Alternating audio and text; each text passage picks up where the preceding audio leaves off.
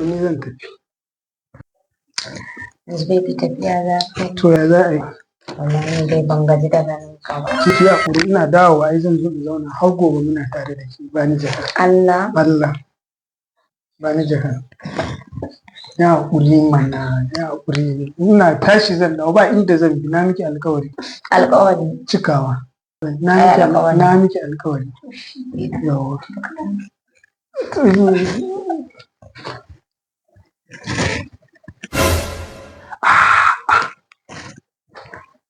Yanzu ina tashi zan dawo.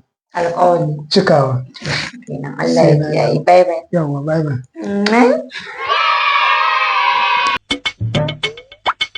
Subhanallah.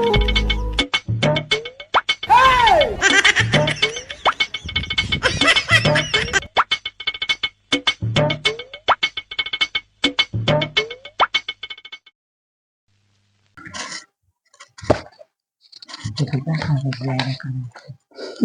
Ka gaji gashi kana ta haɗa gumi. Ni na gode Allah ya miki albarka. Kullum albarka ne nake nema a gurin ka.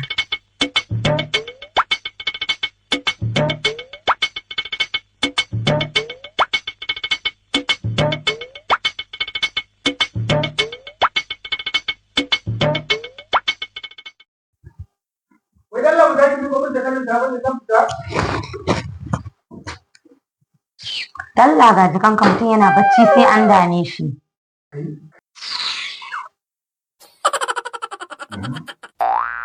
Kenan kowa ya ce ma da lafiya ba. Idan ka so ma kar ka dawo kana yaƙi. He shock you.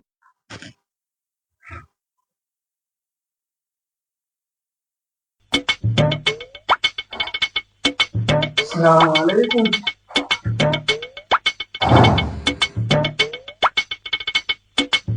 Wai ya naga gidan haka ne?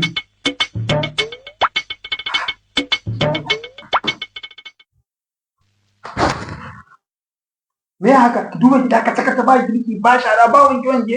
Dalla malam dakata ma haka ake tada mutum bacci? Ina baccin zaka zo ka tashe ni?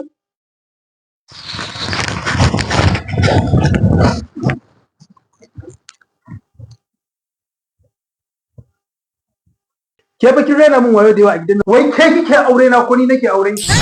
Dalla malam dakata. Duk abin da yake kanka wallahi zan iya sauke maka shi. Ni kike ga wannan An magana? gaya maka kai waye? An gaya maka na ga kanka yana tiriri. Na ki rika gaya min magana kin bar gida ga ka saka ta baki gyara ba girki ba shara. Ke wace irin mace ne? Dalla malam dakata. Dan kana aure na sai kana bautar da ni? To ba zan dauka ba. Lalle marinyin nan. Ki shiga hankali. Wallahi zan tsitsinka ka da mari ma idan kana wasa. Matsalar auren dangi kenan. Yanzu ka zo ka saki yarinya kuma manya su zo su shiga cikin al'amarin. Amma ki kama kanki.